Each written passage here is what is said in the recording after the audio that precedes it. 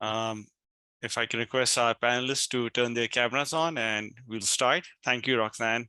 Thank you, Dr. Good Usman. morning.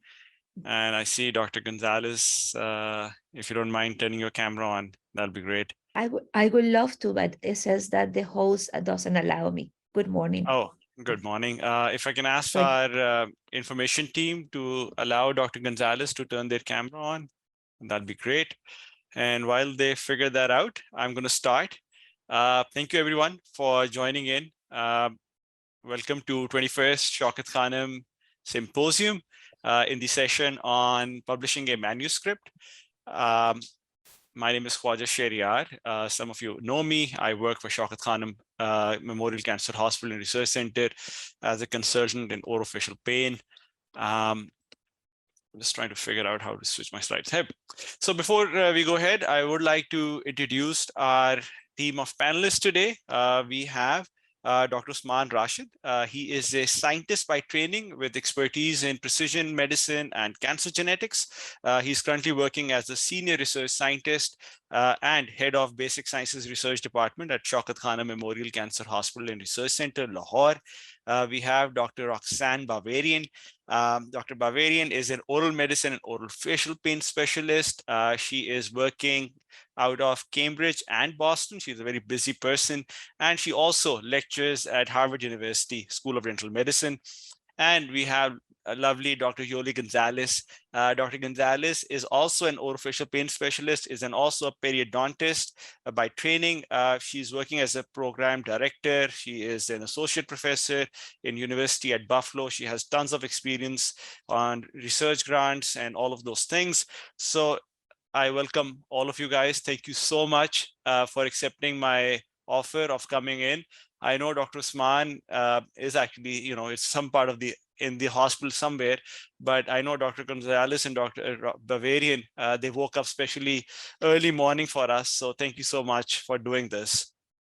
I know Dr. Usman woke up early as well. He might have exercised. I know he does exercise. So a few housekeeping rules before we start. So we are going to have some poll questions throughout the presentation or session. Some of you might know this, who have attended this in past.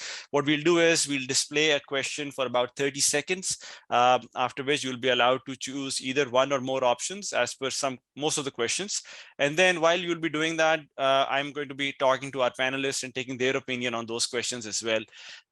If you do have questions at the end or at any point during the whole talk, please use Q&A feature. What we'll do is that we'll try to complete our poll and all these questions as quickly as possible, and then leave about 15 minutes or so for question and answers from the audience. But that will be towards the end. And so before we go ahead, let's kick things off. I'm going to ask our audience just to get a good idea who we have today with us.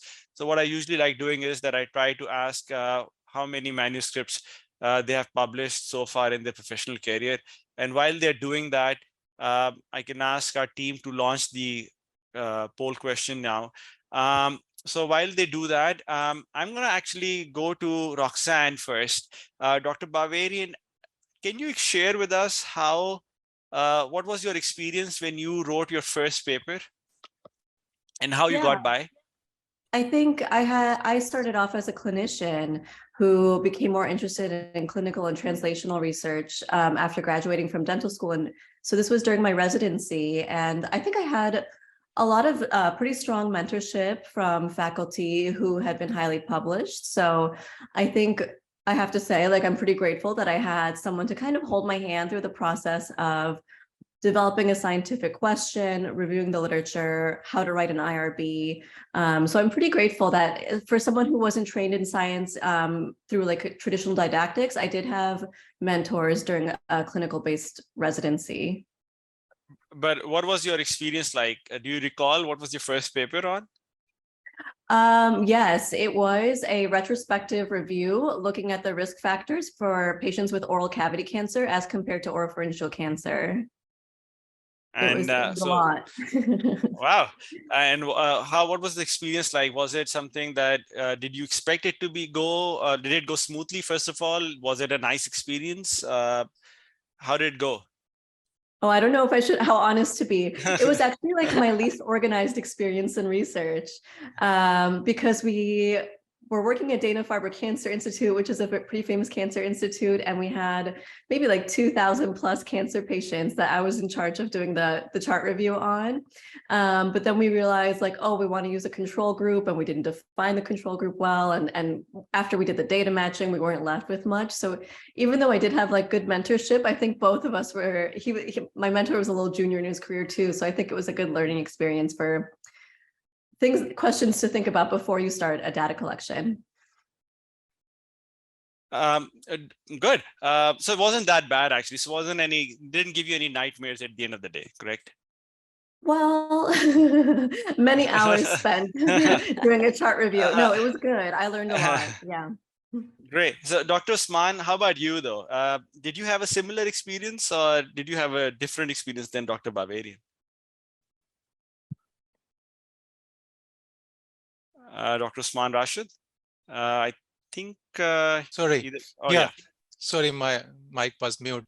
Yeah, I still remember my first article, which was published back in 2002 or 3. That was about published in European Journal of Cancer about the contribution of CHEK2 mutation in German population. So that was the first paper. And I still remember that my mentor told me that Professor Ute Hamann, she is the leading authority in cancer genetics in Europe. She said having a first paper is like having the first baby.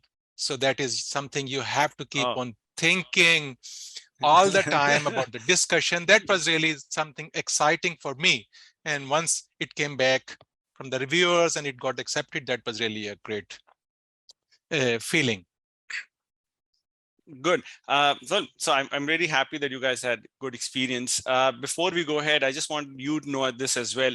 So right now we have, most of our audience has done either 1 or 3 publications.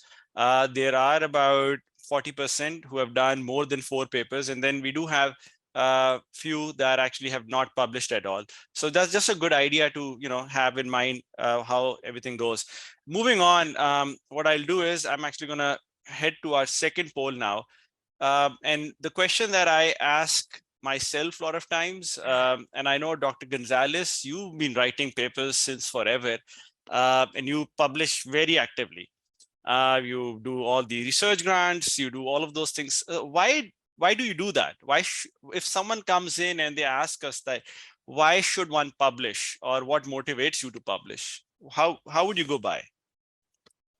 First, good morning, Dr. Nasser and Roxanne and Dr. Osman. Thank you very much for the invitation. I guess I still have my my morning voice. But what motivates me to publish? Well, if, a basic principle, if you don't write it, you didn't do it, right? So you can spend a lot of years working in a project, but if you don't publish, nobody knows that you work in that particular project.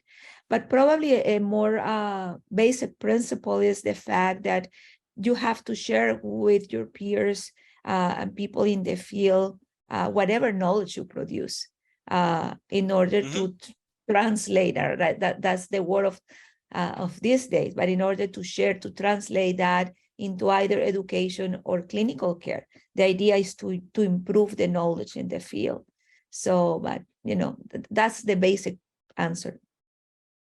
To translate your knowledge, to share with your peers, to improve the knowledge in the field, either to prove or disprove whatever has been published prior. I think proving is more easier than disapproving. Absolutely. And I agree. And that's a lovely answer. I've been asking this question for a while, and no one's given me such a nice answer. If you are not publishing, then you're not doing it. Dr. Sman, what do you think? Do you agree? Do you disagree? Do you want to add anything to this?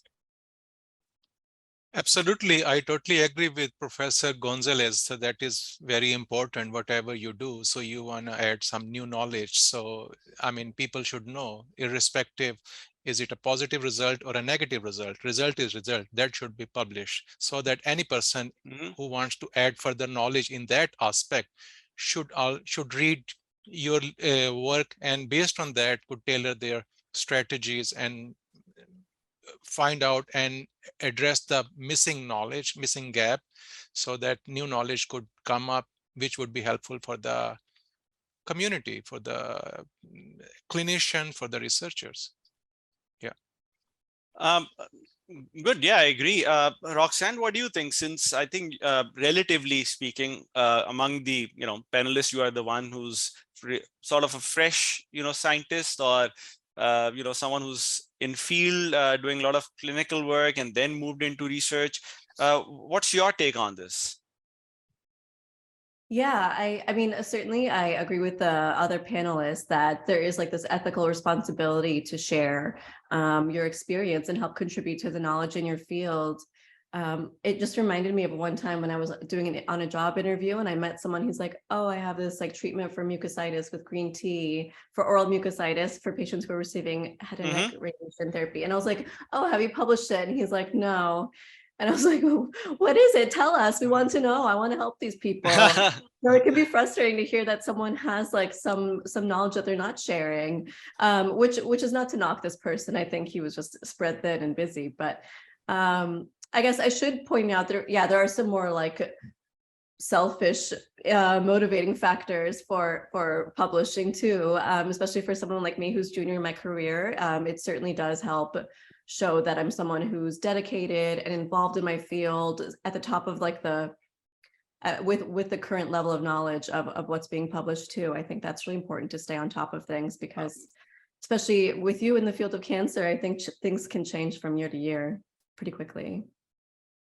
No, I agree. Particularly someone who's junior in a field, it actually does help. And sort of an elephant in the room, even our poll suggests that most of the audience seems to think that way, almost 88% of them, that it actually helps. They are motivated to publish because it helps to improve their career or resume, which is sort of a thing, because at the end of the day, I do know that when we are applying for jobs in universities particularly, or research institutes or educational institutes, it does matter that if someone has published, how much they have published, where they have published, and what kind of stuff are they publishing, and how frequently they're doing that.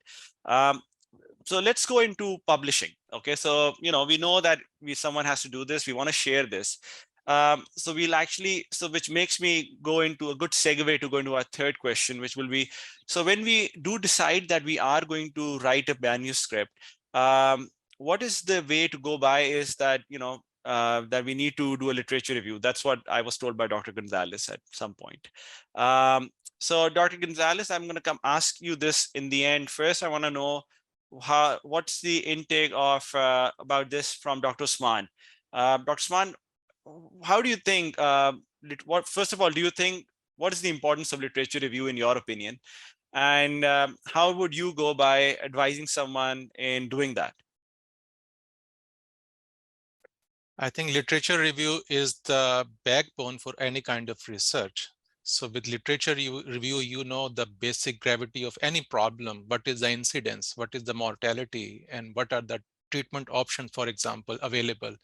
So what are the modes available? And based on that, you can see, so what is missing, and what is the niche in that area which you want to address, or what knowledge is already available in that aspect, and what aspects are missing, so that you could address that thing. So literature review, without literature review, just bringing up some idea and to start working on it, I think this is not appropriate. So literature review is the key for any kind of research. Without literature review, I think it's totally impossible to even understand and to perform any kind of research work.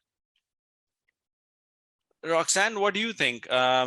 I know we talked about, you said briefly about how frustrating, and we talked about this I think a couple of weeks ago as well, that how frustrating it is to do a retrospective review, and then you have to go into charts, and it can be a very frustrating experience. What about literature review? Do you think it can be frustrating, or do you enjoy doing that?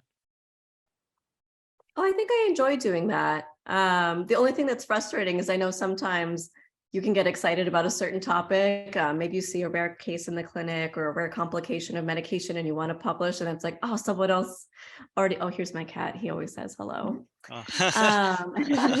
But I think, yeah, no, I don't mind doing that. It can be really overwhelming. I will say that, like, sometimes, like, if it's a topic that's been well studied, so that can be overwhelming, but it's so important. And I think journals are always looking to make sure what you're publishing has some novelty, has some value to the field. So I think that's a big mistake I've seen from other papers I reviewed, is that, it's a pretty well done paper, but is it adding value to the field is a tough one. Thanks. I agree. Dr. Gonzalez, I know your opinion on this, but I would like you to share that with the rest of us as well. Nasser, if you allow me just to make just one little comment about the previous question, because you Sure, asked us please. what motivates us, and I gave you, my honest answer. But among your answers was one option about career progression and development. And, there is no doubt that anybody that gets involved into academia have to go to this process in order to show their level of productivity and engagement with research and with education. And in terms of being able to be promoted, that is one of the big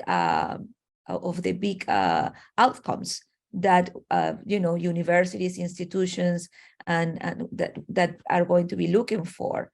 And at the departmental level, it's going to be very important for the chairs to actually motivate their faculty members to publish, because that is as well an outcome and a metric that is used for departmental outcomes. Yeah.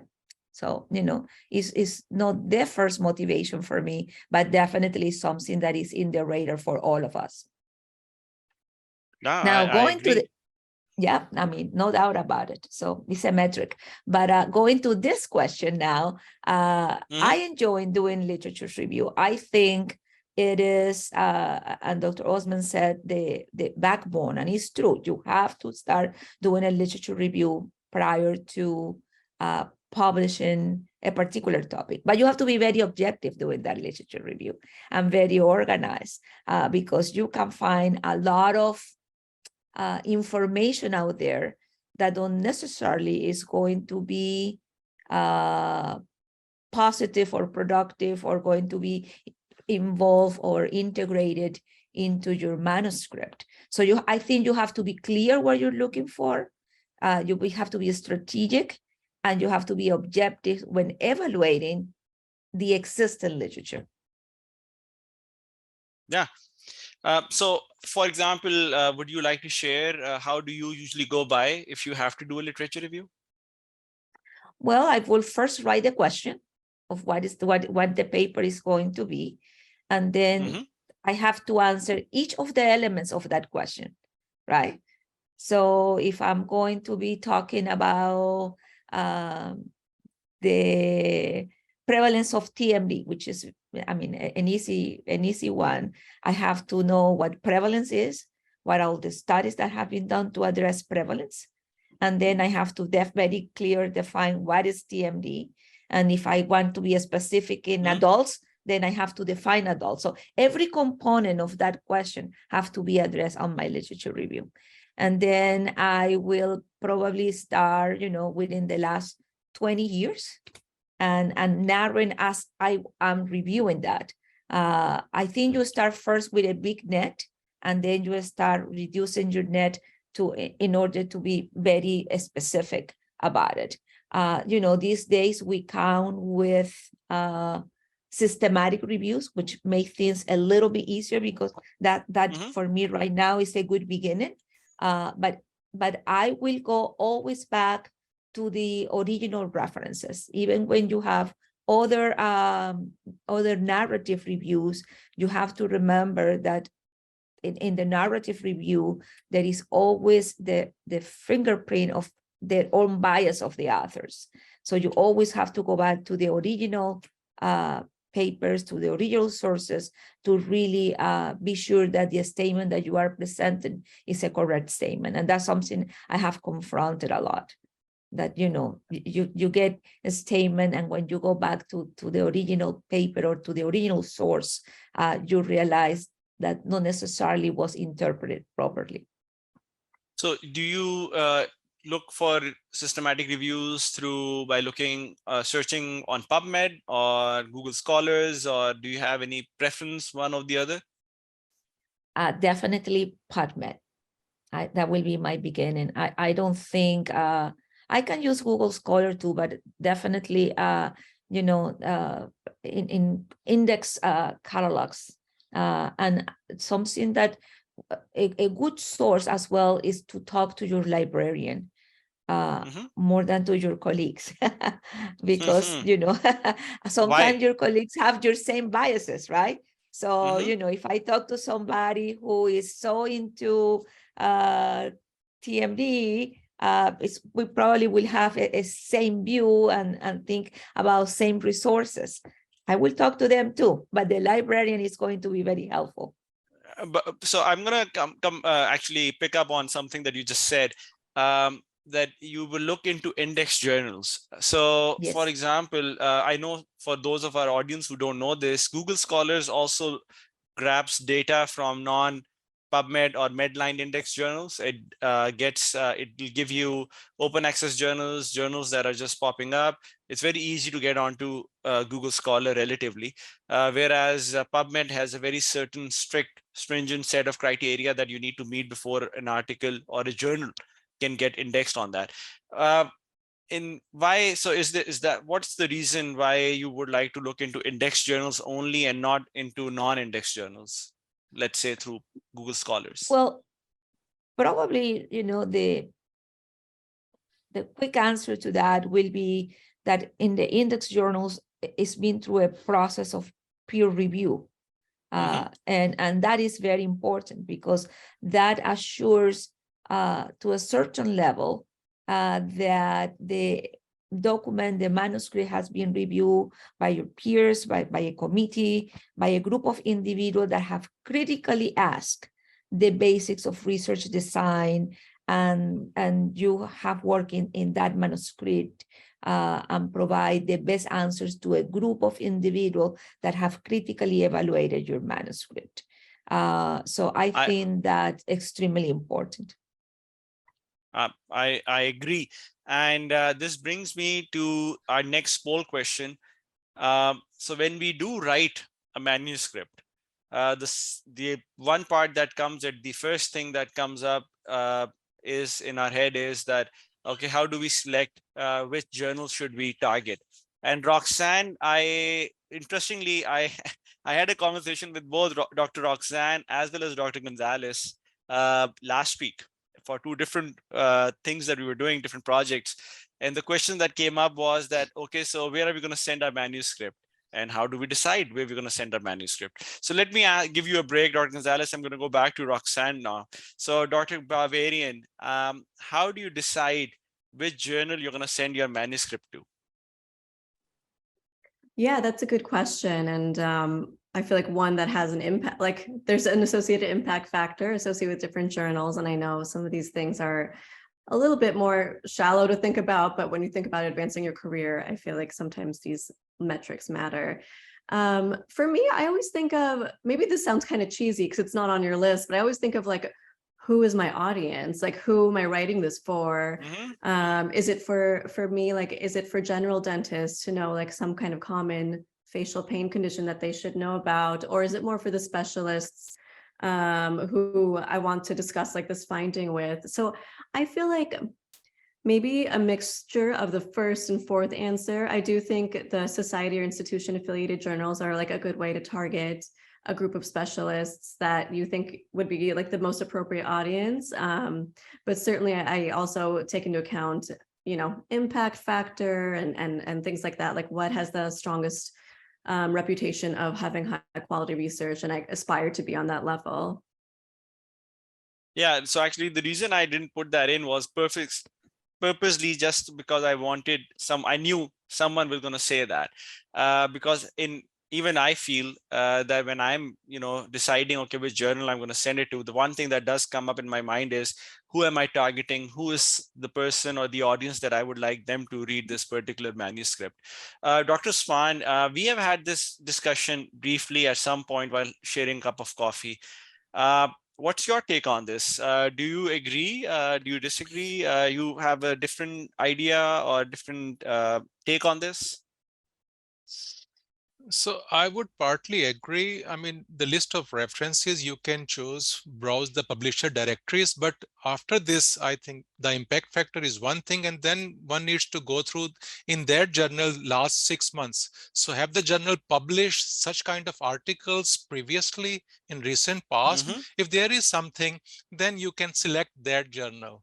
And always, I prefer to start with the high impact factor journal of that relevant field. And based on that, once it Mm-hmm. is, which is unlikely, it's not accepted, then you can go to the next one. But the last 6 months articles of that specific journal, that really helps to select the right journal.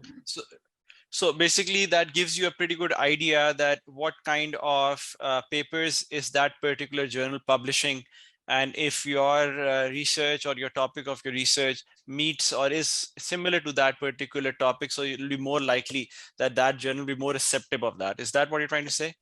Yes, absolutely, absolutely. Good. So, Dr. Gonzalez, we had this conversation last week about one of the papers that we were working on. And I asked you when you asked me this question, I told you that actually I would like you to answer this next week in our session. So please tell me. So how do you select a journal for your manuscript? Well, it's a combination of, what our colleagues have expressed here. I think the first thing comes to my mind is, who is my audience? And, who do we want to communicate the message to? And then within that audience, you said, well, what are the journals that go to that audience? And then you will try to pick the one that is of more access, right? And then, the impact factor, it will come for me in the third category. But first, my audience, which one have more accessibility, and then the impact factor. But the audience is the first, who you want to communicate to. So impact factor is something that was mentioned by all of you guys. And do you, now that in the new day and age, one of the things that is being discussed among editors and or different journal reviewers is that we gave too much weightage to impact factor. That is something, it's at the end of the day, it's a index, it's a surrogate for telling how good a journal is. But is it really? Because a lot of times these journals are doing self-citations, which sort of helps to build up or boost this impact factor. And now I think some of the newer or different Scopus has come up with their own impact surrogate for impact factor, and similarly they're trying to shift away from this.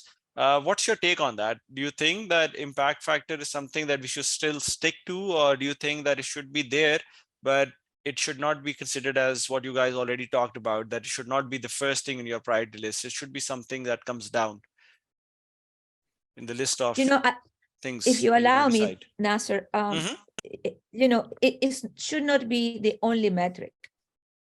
But your question is, should we even think about it? I think the only reason why I will keep it in the list in a cautious manner is going back when you are developing your career, right? One of the questions that you will have to answer is, you have the publications. Are these publications done in renowned journals and in journals that are significant for the field of expertise?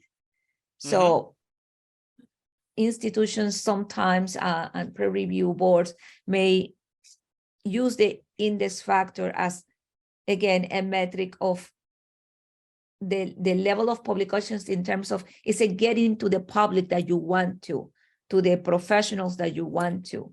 And that's how traditionally has been used. Now, saying that, I agree with you that it should not be the only metric, and it should not be the first metric to use when you decide where to publish. I agree. So let's take things up a notch now. So, let's say we've decided what journal we're going to send out to. One of the first things which we come across is cover letters. And I feel that it is something that is often the least sort of considered as, a what's the right, I don't want to be too obnoxious here. I'm just trying to find Like it's busy something work, like it's an uh, afterthought. it is, yes, I think, thank you, Roxanne. It's something that comes in as an afterthought that a lot of times I feel that people don't value it as much as they should say so. Do you think, or do you agree or do you disagree that is cover letter an afterthought, or is something that is actually a very valuable tool in the kit of arsenal that a writer has to showcase that how important a manuscript is? Roxanne, why don't you take that first? Yeah, I mean, the reason I was able to fill in the blanks there was because sometimes I do have that feeling where, Dr. Usman was saying, it's like sometimes it's like having a baby. If you've worked on a project for so long and you're getting ready to submit it, and then you're like, oh shoot, I have to write the cover letter too. At least that's how I work. I always think about the cover letter at the end. So it can feel like a bit of an afterthought, but I have worked with other research associates, I guess, who I do think it is a good platform to highlight the importance of your manuscript, as you articulately wrote there, because I think, yeah, I feel like you can't really argue for your paper in the paper, but in the cover letter, you can explain why you think this is important, why you think it's of interest to their readership, and I think it doesn't have to be long. It could just be like a few sentences, really, but I do think it has value. Dr. Usman, Yes, what do you think? I totally agree with this. I think people overlook the cover letter, but that is the key aspect for the editor to see. And even few journals now are asking what are the novel aspects, so which needs to be addressed point by point in the cover letter. Based on that, the editor decides whether to send it further to the reviewers or just to send it back to the reviewer with the rejection. So cover letter is the key. But one should not forget that cover letter doesn't mean to just copy paste your abstract. You have to highlight the key areas and the novel aspects. That's very important. Yeah, so that's perfectly stated, and I would agree with that 100%. Dr. Gonzalez, the idea, so it's sometimes I feel that you are sitting too close to a project that you're not able to realize what's the novel way of actually putting forward or writing down what is the key aspect or the key finding of your manuscript. What's your experience on this? How do you go by when you have to write a cover letter? I think the cover letter is your 1-minute elevator experience. We always told that. Imagine you are in your institution and you happen to be with your dean or your president in the elevator. You have 1 minute to highlight how well you are doing. And if you don't capture in 1 minute the attention and the relevance of what your presence in the institution, he will not remember your name, right? So I think that's what the cover letter is. And I agree with all of you. We sometimes don't pay much attention. And for me, that was not as relevant in my early papers. I will experience what Roseanne mentioned. Oh my goodness, I forgot the cover letter. And you will put just 3 sentences and to be able to upload it. Or I'm older, so we used to send it, via mail, overnight mail. But the point is, as I progress, I realized the importance of that cover letter and how that cover letter was equivalent to that 1-minute elevator to capture the attention of the editor. Because the editor is not going to read the whole paper to decide to send it to the committee. They will read that letter and say, oh, that sounds very interesting. Oh my goodness, look at what they are doing. Let me take a look. And I think that's your entry door. I agree 100%. And I'll just like to share this, that it's not just that Dr. Gonzalez's thought on this or Dr. Sman's thought on this or Roxanne's thought on this. All these doctors are, have been writing these papers, multiple papers throughout their career. I was at a conference of editors of different journals from Australia all the way to US. And one thing that they all agreed on was that cover letter is something that they will read on. And if anything, then they might read abstract. But the cover letter, if that's not convincing to them, if it's not able to convince them that this study actually is something of importance, they will actually just do a desk rejection, which will be that they will not even review it for adequacy of the journal. They just think that this particular manuscript doesn't meet our standards. And let's go, and thank you so much everyone for sharing your thoughts on this. I'm going to move on to our next question, which is something more on the ethical part of things now. And it's something that, we hear a lot about. Some people call it as ghostwriting that comes in, or ghost authors come in. Sometimes we have to add different authors for different reasons. And this is my question for our audience as well. Who should be added as a co-author in the manuscript? It's something that you always have to struggle with at some point in your career, particularly, earlier in your career. You have to face this dilemma more so than towards the later half. So while our audience answers this question for us, I'll ask Dr. Usman, what's your take on this? Who do you think should be added as a co-author in a manuscript? I mean, that is the only one person, that's someone who has contributed intellectually to the paper.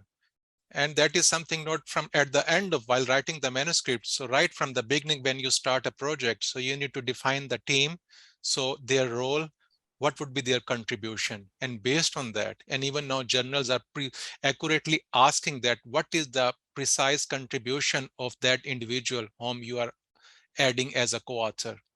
This is very important. So do you think in your career at some point you had to, I agree with you, but as I said, actually, let's go to I agree with that, and I'll ask Dr. Gonzalez to share her thoughts on this, and then we'll go to Roxanne. I agree. I mean, have to be true contributors to the project, from development of the project to the final outcome of the manuscript. Sometimes, and I think through the years, I have experienced that sometimes, and I'm reading your options, right? Senior colleagues in your department, I think in the past that probably was a practice in where the head of the department or senior colleagues must be part of the manuscript. I don't agree with that. Some famous individual in your field, I definitely not, so definitely not. And someone who have contributed, definitely have to contribute intellectually from the research development to the outcome. And the other part I think is relevant to, that is linked to this, and maybe that's your next question: who is the first author, who is the last author, and what is the order of the authors in terms of what is the level of contributions, right? I think every author is important. This idea that the first and the last are the important ones, I don't think is true. I think the first author obviously takes the lead in producing the manuscript, and usually the last author is the one that is coming from your lab or from your group, is the senior that is guiding the whole process.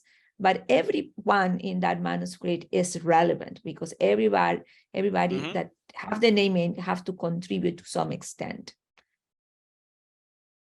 I agree. And I'll actually, so Roxanne, you are in your, earlier part of your career. You have decades ahead of you. So did you at some point had this experience where you had to add someone? Well, you don't have to say yes or no now. You can just nod. No one's watching. That you had an experience where you had to add someone in a manuscript because they were, senior in your department, or they sort of were there but didn't contribute as much as that you would have liked them to contribute? I actually, yeah. I mean, it's very reassuring to hear Dr. Usman, Dr. Gonzalez, and all of you say that, like, truly this person should have contributed intellectually to the paper and should have been present from the start. As someone, you know, I've done 2 residencies and I'm quite fresh in terms of being a faculty now. But I feel like my experience has been that there is quite a bit of gift authorship in some of the departments that I've worked with, where I won't say that that a person didn't contribute at all, but it always doesn't make me feel very good that, like, maybe I worked very hard on this paper from start to finish, and then someone comes in at the last minute and reviews it and says, yeah, that looks pretty good, or there's a typo here. I'm like, well, that didn't really contribute that much. So yeah, it's a very difficult thing to do, especially when you're junior, to, you know, play nice with your colleagues and be respectful, especially if they're somewhat senior to you, but also request that, like, this person does genuinely have to have made a contribution to this. Like, I could not have written this without them, or maybe they belong more so in the acknowledgements, but like not a true author. But it's something that's easier said than done, I think, especially just thinking of, like, again, like politics and of course just being a nice person and, like, getting along well with your colleagues and wanting to be in the spirit of collaboration. Like, I do want to help, you know, further their career, and maybe they'll help further. It's kind of an ethical conundrum in a lot of ways. I agree, and I think you've actually, I would have answered this the exact same way. So, you know, Dr. Gonzalez mentioned this, and which is something that does come up when we look at the practicality of things.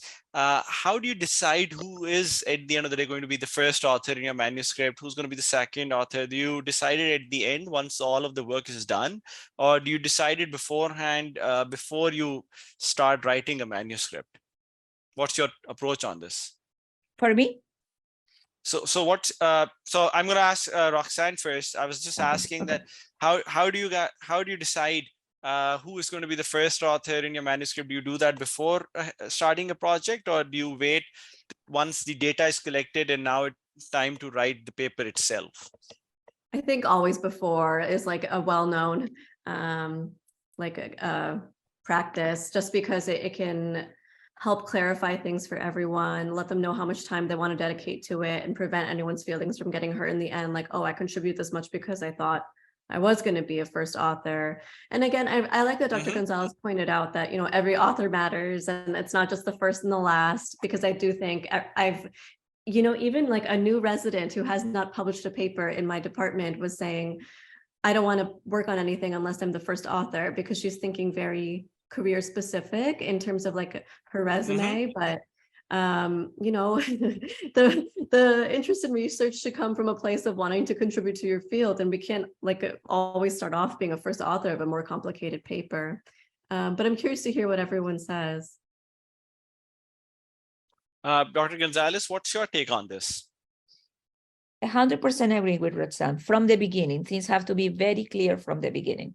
So nobody gets upset, nobody gets surprises. People know about the time commitment. Very important. You know, I want to add another comment, because you said as well, you know, this is an ethical issue. And Roxanne mentioned about maybe somebody reads the paper, put a comma here and there, and do a grammatical correction, and the expectation of being an author.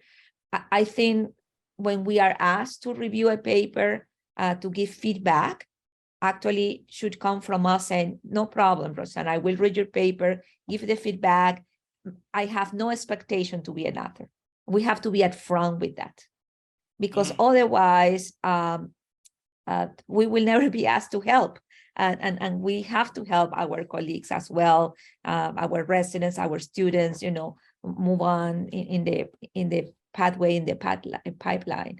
So I think it's not only the who asked, but the person who is asked to help have to be clear as well that, you know, I cannot expect for giving a feedback to be an author in a paper.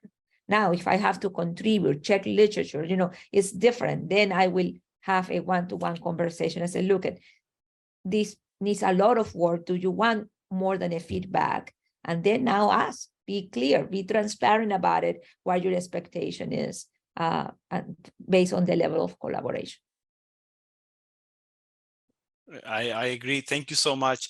Dr. Osman, we have had this, I clearly remember one of the conversations we have had is ghost authorship that gets, or gifted authorship. Dr. Osman and I were having this conversation once as well. And, we had a very similar opinion on this. Dr. Osman, would you like to share your opinion on who should we add co-authors in our manuscript with our audience? I think that's very important, that at the time of conception of any study or at the time of approval of the study, so the team members should be identified and who would be the first author. And in case the first author, the person has left, then the corresponding author needs to decide who needs to sit on the driving seat to navigate that project. And based on that, you can decide primarily on the basis of contribution, what kind of significant contribution done by a person should be the first author. Or if there are two persons, then there should be an equal first authorship by both persons. And the senior one should go to the last. I agree. I think deciding this beforehand works really well. But I would like to add on this that something that has happened with me once or twice is that when we start a project, we decide that this person is going to be leading from front, and then this is going to be author number 2, 3, and 4, so forth. But then at times what happens is that actually the authors who are technically not going to be in the driving seat, they pick up the slack, quote unquote, and they end up driving the whole project forward. In that situation, I do feel that it's no harm in actually having a frank conversation again with the authors and explaining to them that this particular person actually did at the end of the day contribute more so in this project, and I feel that this person should actually be elevated and moved on closer to the first authorship or that platform. And even though I agree in principle, Dr. Gonzalez, that all authors contribute and they all made their effort, but for example, you are a program director and you do select residents every year. When you are reviewing someone's resume, how important it is for you that they have written a manuscript as a first author versus they are one of the 20 authors or 10 authors or 5 authors in that paper? Well, all depends. All depends, right? So you are putting a specific example of a resident, somebody early in the career, right? So for somebody who is initiated to be a first author, this is going to be very significant, right? For them to move on. But I will give you an example. We have some days, we have papers, and in the field of TMD, I will use the example of the DC TMD that probably we are all familiar. It is almost 30 authors or 30 plus. So just so that Dr. Gonzalez, sorry, I'm just going to make everyone aware of this. So this was a landmark paper in field of orofacial pain where it sort of changed the way everyone was doing a certain protocol. So it was a big study. Imagine something along the lines that, that just changed the field. So Dr. Gonzalez is talking about that. So it had 30 authors. Please go ahead. Yeah, or I think it's more than 30, but I haven't counted recently. And and it took 10 years from the original project until the final publication came out. And so everybody there contributes, and being part of that project, I think, you ask, doesn't matter to be one of the 30s. I think it matters to be one of the 30 because it was a project that took a lot of effort and a lot of individuals and a lot of schools to make it happen. And then even the question, it was a multi-center study. The main PI was Schiffman. But then, you have the PI from Buffalo and the PI from University of Washington. So then these three senior researchers are present most in every publication that comes from that research avenue. So basically, if someone has done research earlier in their career, if let's say they're applying for a residency position or a fellowship position, you'll look at them differently depending whether they are just part of the team or whether they have done that. And I think I agree with that. Yes. That higher you go into a position academically, then it matters more so that whether you are one of the first ones or one of the groups. And there's no harm being as a part of the group. So moving on, we're going to switch gears again now, and we're going to go into when the manuscript actually go. Now, I would like all of you to wear your reviewer hats because you've been reviewing manuscripts for a while now. And this is a question that I'm going to ask all our audience now. What's the most common reason for a manuscript being rejected? For you, when you are reviewing a manuscript, Dr. Gonzalez, let's start from you. When you review a manuscript, what are you looking for in that paper? Clarity. Mm-hmm. Did the authors actually answer the question they said they were going to answer, the research questions? Mm-hmm. Is it written in a coherent way? Are the reference relevant? Did the author try the detailed work in terms of grammar, spelling, reference, primary reference? I am big in the references. I'm reading a paper with a split page and checking every reference the authors are presenting. Very nice. Dr. Osman, what do you think? How do you go by? Because you've been doing this for a while. You've been part of a lot of editorial boards as well. What are you looking for when you are reviewing a manuscript? I think the study design, that is very important. Secondly, whether they have submitted to the right journal. Mm-hmm. And all documents are submitted or not. So part of this thing is done by the editorial assistant, that all Mm-hmm. documents are being submitted or not. But I think the study design, Mm-hmm. the It's methodology. the methodology. Absolutely.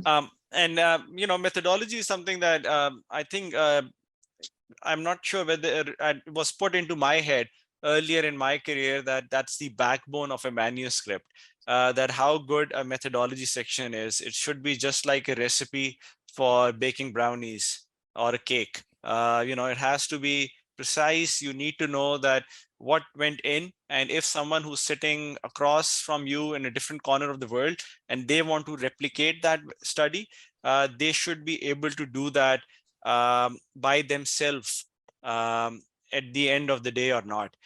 Roxanne, what do you think? So Dr. Bavarian, I know, is avidly reviewing manuscripts, and she is very hands-on when it comes to those. What's your take on this? What are you looking for when you're reviewing these manuscripts? I'm sorry, I keep calling you Roxanne because I know. So Dr. Bavarian and I were residents together few years ago. So I keep, calling her, I'm not calling her with a nickname. I'm still, holding that, but I still stop referring her to as Dr. Bavarian or Dr. Roxanne. So I apologize for that. Thank you. So No, it made me laugh earlier when there was a question about how to do a literature review. And I was like, oh, I do ask Dr. Kawaja a lot. In terms of asking a colleague, I do ask you a lot to help guide me in the literature review, which I know is not, it's a biased source, unfortunately, I know. I agree with the other panelists. I think the thing that bothers me, like the thing that's like a hard no to me is the scientific rationale and study design. If that is not correct, then it 100%, I don't know if it can be improved upon. I think that your third option, it is comprehensible, can be either a reject or major revision. Sometimes it's just very painful to read some of these papers. And I didn't see you mention novelty. Sometimes I do feel, do the other panelists not feel like that's a major reason for rejection? Sometimes it's like, it's a case review of like 11 patients and it's already kind of well established in the field. Sometimes I do think third on my list is novelty as well. Absolutely, absolutely. I think novelty, as we previously mentioned, that should be addressed in the cover letter. And based on that, the reviewer is being selected, the area of expertise, and the editor sends to the relevant reviewer. So novelty matters a lot. So actually, and we're gonna come back to that. One thing that I would like to share here is that our audience sort of disagree, has a very similar opinion that they do all agree with that. But I just want to add one quick thing, or I would like to share a fact with you guys. In the recent, I think this was done in 2020, where they showed that what is the most common reason for a manuscript being rejected.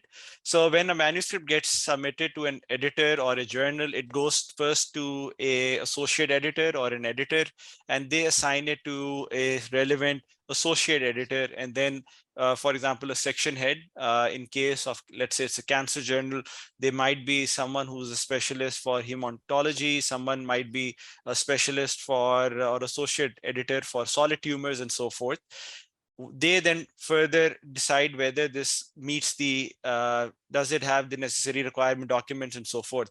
If a manuscript gets rejected there, it's called desk rejection.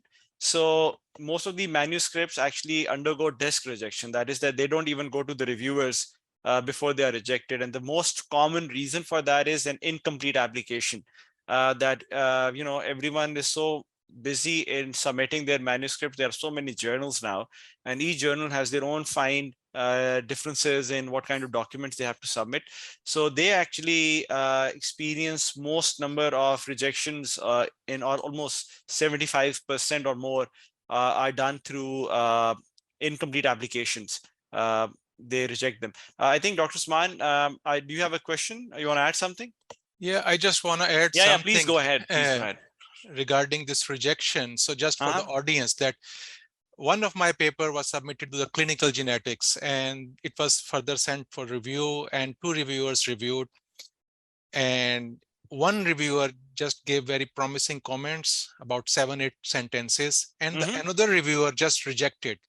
So this is also matters that one of your team member, your senior one, so maybe a reviewer does not like that individual. So based on that rejection, the editor rejected our manuscript, which really made me very upset. So I just wrote back to the editor that what is the weightage? One reviewer has given us very promising comments, and the other one just wrote one sentence. This is not interesting study, rejected. So I would like you to please send it to the third reviewer. And he submitted to the third reviewer, and at the end, it got accepted. So, I mean, that is also a possibility, which I learned with my experience.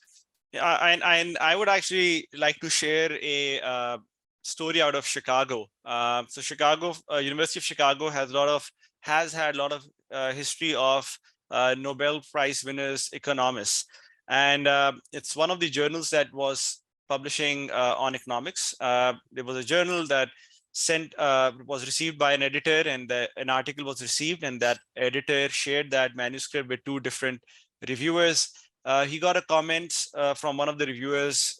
These comments were quite, well explained, but then he got a special message from the reviewer, which is just for the editor and not for the audience, for the writers.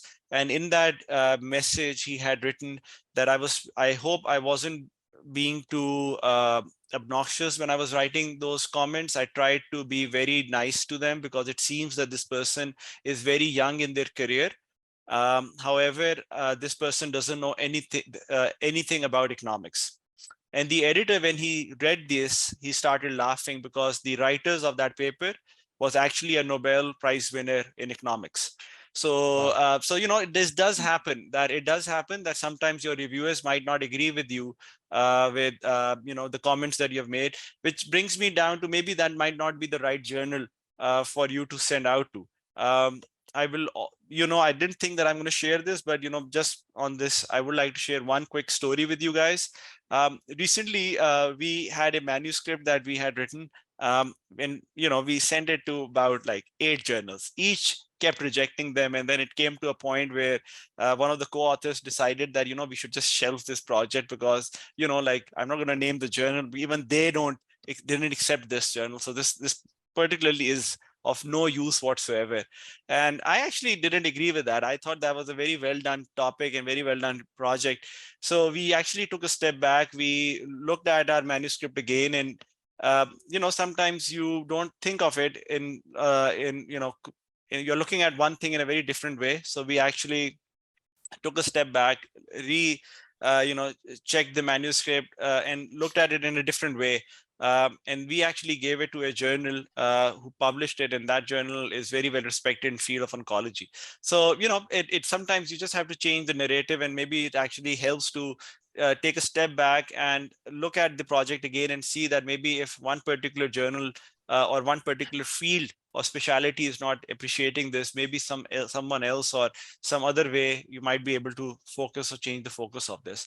And I'm going to continue on this earlier part that we were focusing on, that what are the different I think the question here actually should have been, what do you think editors look for when they review a manuscript?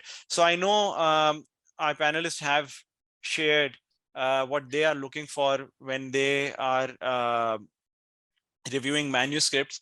One question for Roxanne, you would be that, when you are writing a manuscript or when you're reviewing a manuscript, for you, what if you divide your manuscript into 4 aspects, introduction, methods, results, and discussion? For you, what's your weightage on terms of how do you divide a paper in terms of weightage of words? Like, for example, do you focus a lot on introduction, or do you focus a lot on one other section more so than the other? Oh, that's a good question. I'm not sure if I've thought of that before. I know that we've had a conversation about this, that I feel like the introduction should always be as brief and concise as possible. And the weight of it is perhaps like the most in the methods and discussion, because I do think the results are kind of these objective findings. But like you said, the methods is very important in terms of, assessing quality of the research and how it was done, and whether it's like repeatable, for example. And then the discussion is often something that I'd like to read to understand the impact and maybe the mechanism. And, I think I would say the methods and discussion are probably the lengthiest.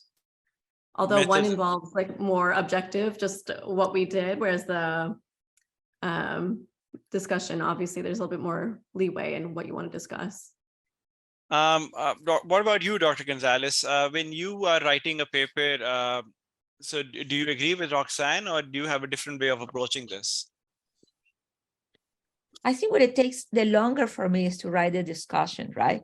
Because it's now when you have to integrate not only your findings, but integrate that with what is existing in the literature, and why yes, why no, depends what you get. That's what it takes me the longest, but I think each part is very important. I don't think one aspect is more important than the other, but it will take me longer to write a discussion, no doubt about it.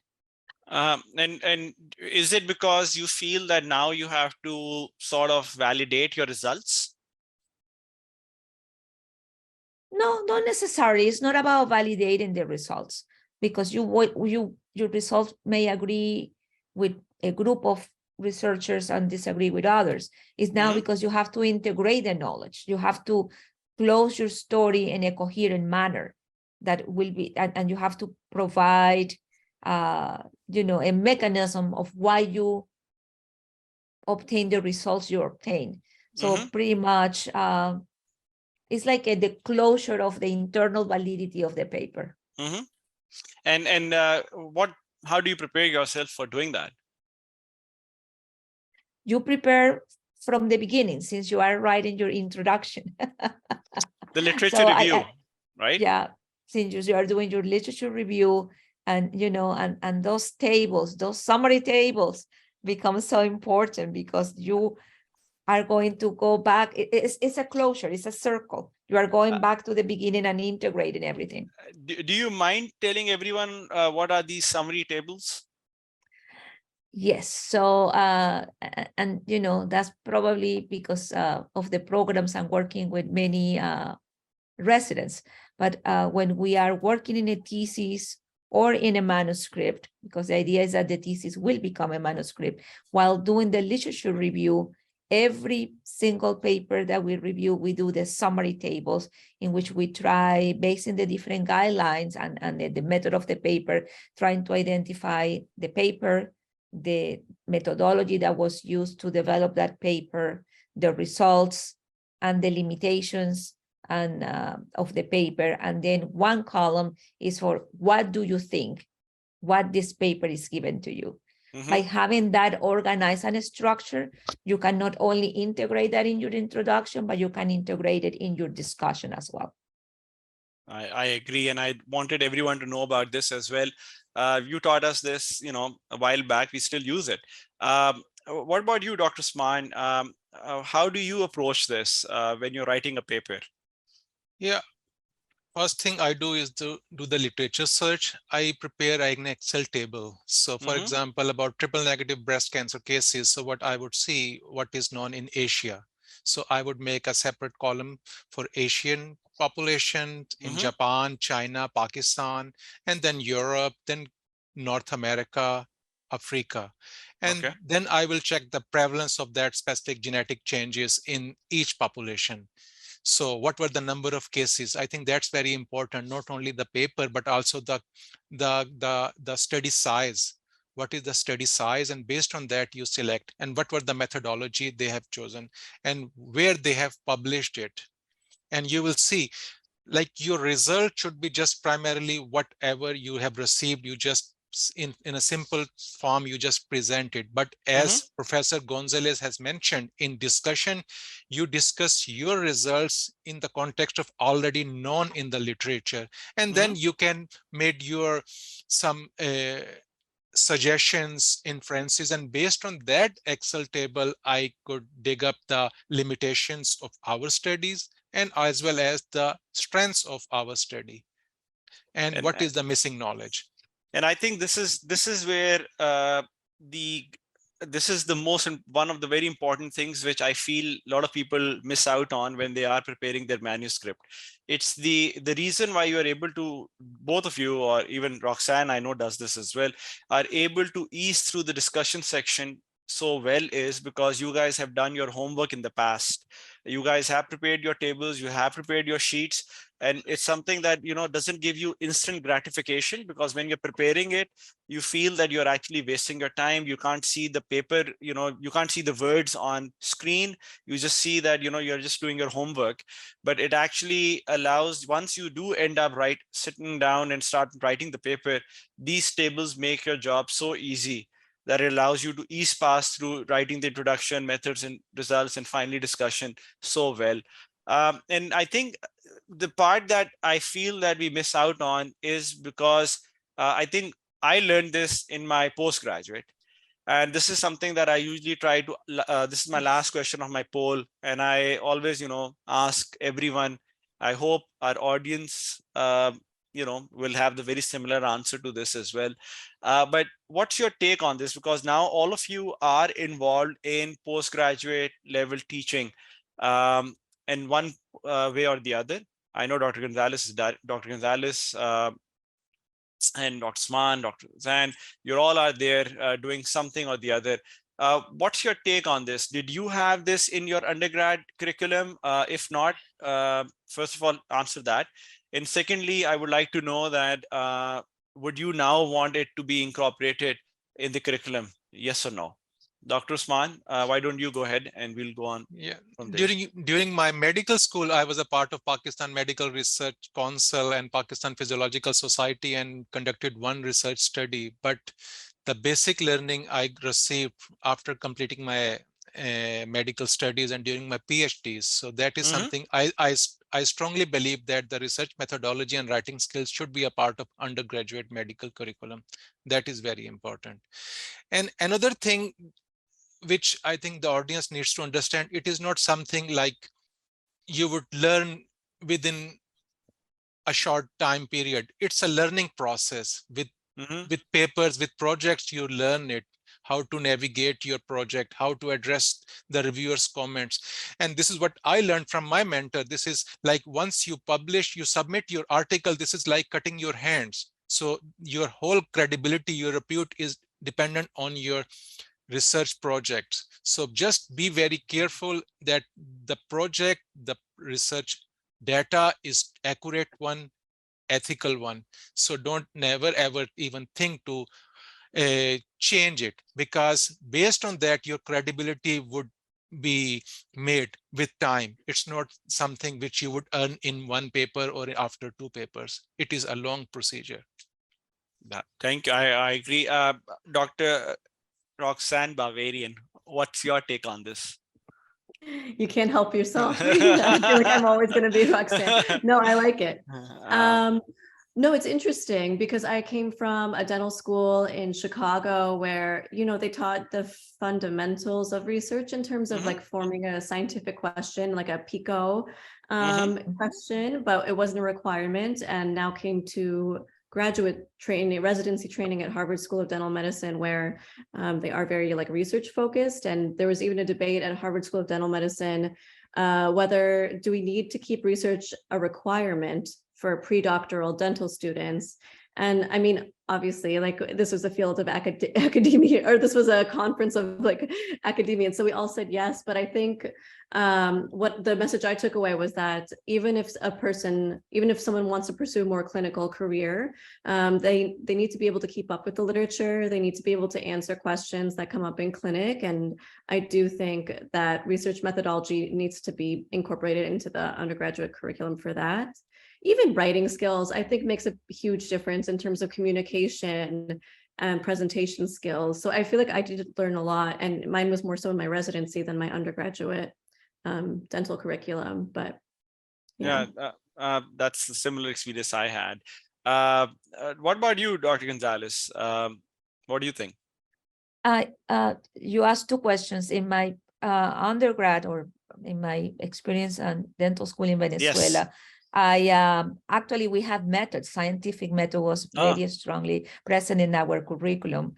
I don't think writing skills were so stressed, or we didn't get too much on that, but definitely methods. And actually, those were the professors that motivated me to further on, and come to the US to do postgrad studies.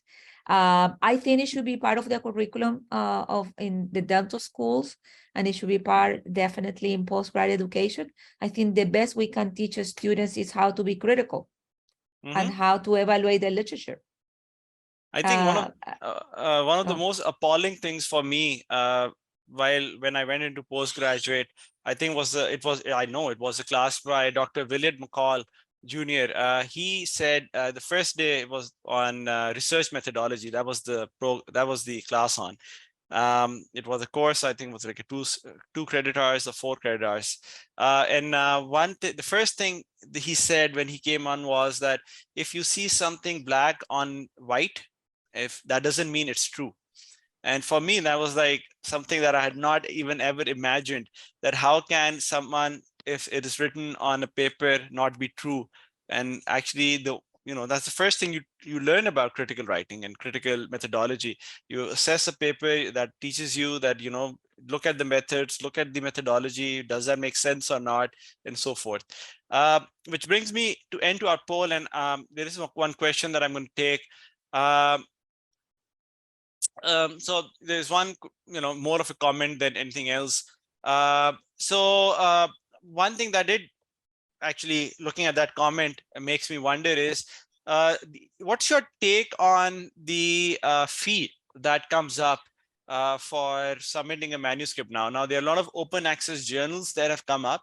I know there are certain universities that do cover these journal fees, but what's your take on this new model of publishing, that that you pay for your paper, you pay certain $1,000 for a paper to be accepted, and then it'll be open access and it's going to be available for everyone to read at. Dr. Gonzalez, let's start from you. What's your take on this? I have mixed feelings about it, to be honest with you. From the same professor who told you not to believe everything that was written, Dr. McCall. When I was a graduate student, I was told if you have to pay for, probably it's not that good of a journal. That was the message sent. So that was a traditional view, that you have to be very careful with the journals that are asking you fees to actually publish your knowledge and your manuscripts. I agree, and because of that, I do have a bias that whenever I'm looking at these journals that do have a fee, I do feel sort of, back of my head, I do get very skeptical about the level of research that they have published. And Roxanne and Dr. Usman, do you want to add anything? I know we are running short on time.